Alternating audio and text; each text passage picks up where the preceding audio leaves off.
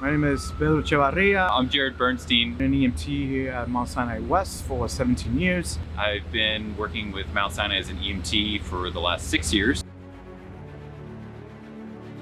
I've been in EMS all my life. When I was a kid, my father used to run a volunteer ambulance company called Montrose Ambulance. That took place in Brooklyn, like 1976, 1977. Unfortunately, I lost a friend when I was 10 due to a car accident. I was on scene when it happened. That I wanted to get into a career that allowed me to be able to say, I know how to handle a situation. I worked 9/11, I worked through Miracle on the Hudson, I worked several helicopter crashes in the city, I worked COVID. COVID was really tough, and I mean tough because it was hard to pick up some of these patients and leave their loved ones behind.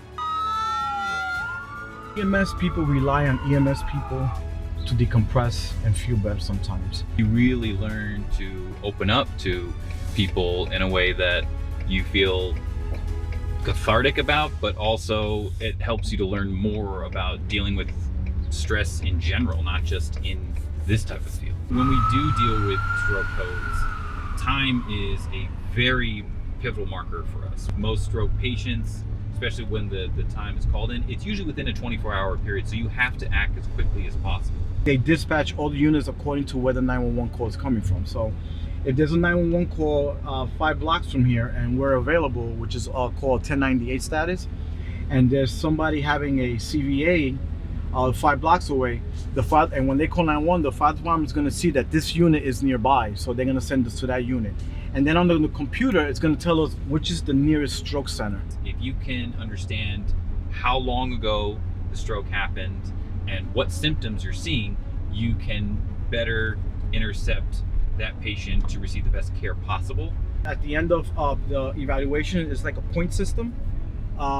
We'll determine if we have to call online medical control. We do the physical exam. We do a glucose blood level check, a finger stick. We do vital signs. There's no amount of school that's going to prepare you for what you're going to deal with here.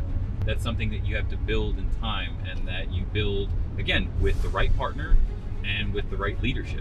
Maybe a year ago, I responded to a liquor store on Columbus where a young man went into cardiac arrest right at the bottom of the steps. And my partner and I, at that time, arrived and we started CPR, we shocked him, and we got him back. And we dropped him off at the emergency room at Mount Sinai West.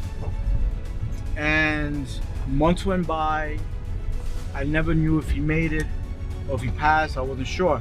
And just like 2 months ago, I got a missed phone call, and when I checked the voice message, it was the gentleman who we saved his life, and he left me a message to call him back. So I called him back, and I didn't know who it was, and I called him back, and he started crying over the phone, and he was saying, "Thank you. You guys were the guys that saved my life. I was the guy that went into cardiac arrest in the liquor store. I was working there, and I died. You guys got me back." So that was really rewarding, you know. That in 27 years, I maybe twice I've gotten a phone call like that, you know.